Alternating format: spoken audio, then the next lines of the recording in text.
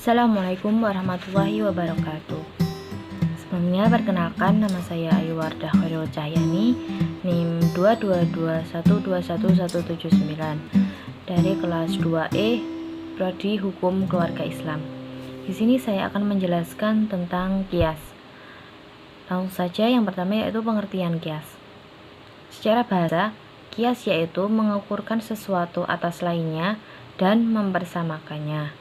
Sedangkan qiyas secara istilah yaitu menyamakan hukum suatu kejadian yang belum ada ketentuan hukumnya dengan kejadian lain yang sudah ada ketentuan hukumnya karena adanya kesamaan ilat. Selanjutnya yaitu rukun qiyas. Yang pertama ada asal. Asal yaitu peristiwa yang sudah ada ketentuan hukumnya. Semisal khamar. Khamar ini hukumnya sudah ada dalam Quran surat Al-Maidah ayat 90. Di sini khamar hukumnya yaitu haram. Rukun yang kedua yaitu fara'. Fara' yaitu peristiwa atau kejadian yang belum ada ketentuan hukumnya. Fara' ini sebalik dari asal, kebalikan dari asal. Kemudian hukum asal. Hukum asal ini seperti haram, halal, makruh atau mubah dan lain-lainnya. Dan yang keempat yaitu ilat. Ilat yaitu suatu sifat yang ada pada asal. Dengan adanya sifat itulah asal mempunyai hukum. Dan dengan adanya sifat itu pada fara' ia disamakan dengan asal. Selanjutnya yaitu syarat hukum asal. Yang pertama merupakan hukum syara' yang bersifat amali yang ditetapkan berdasarkan nas. Yang kedua merupakan hukum yang bisa ditemukan ilatnya dengan akal. Dan yang ketiga bukan merupakan hukum yang khusus. Selanjutnya kehujahan qiyas. Yang pertama menurut jumhur ulama mutsbit al-qiyas. Qiyas ini bisa dijadikan sebagai hujjah yang syar'i. Kemudian pendapat yang kedua, Syiah, Zahiriyah atau nufat al-qiyas. Mereka berpendapat qiyas bukan merupakan hujjah syar'i, sehingga qiyas tidak bisa dijadikan hujjah. Yang ketiga yaitu af'al dan aqwal sahabat.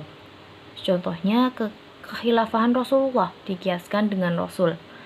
Kemudian yang kedua penentangan zakat dikiaskan dengan saat Rasulullah masih hidup. Pendapat yang keempat yaitu ma'qul. Contohnya hukum Allah disyariatkan untuk kemaslahatan dan qiyas bertujuan untuk kemaslahatan. Selanjutnya qiyas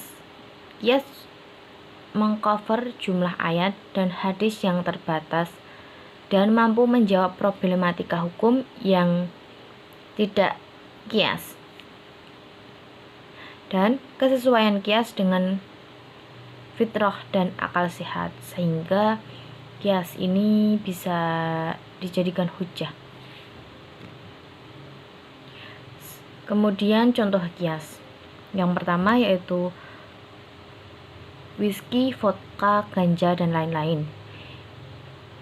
Ini merupakan suatu yang belum ada hukum asalnya atau belum ada ketentuan hukumnya. Ini dikiaskan dengan khamar yang sudah ada hukumnya, yaitu hukumnya haram, dan dalilnya dalam Quran surat Al-Maidah ayat 90. Antara whisky, vodka, ganja dan lain-lain ini maka hukumnya disamakan dengan khamar karena sama-sama memabukkan atau ilatnya ini memabukkan, sehingga ketiganya ini dihukumi haram sama seperti khamar. Yang kedua yaitu sewa menyewa, gadai dan lain-lain di saat azan Jumat. Ini merupakan suatu kejadian yang belum ada hukum ketentuannya. Maka ini dikiaskan dengan jual beli ketika azan Jumat, yang dalilnya dalam Quran surat Al-Jumu'ah ayat 9. Hukumnya yaitu makruh. maka sewa menyewa, gadai, dan lain-lain itu hukumnya juga menjadi makruh karena dikiaskan dengan jual beli ketika azan yang terdapat dalam Quran surat Al-Jumu'ah ayat 9 ini.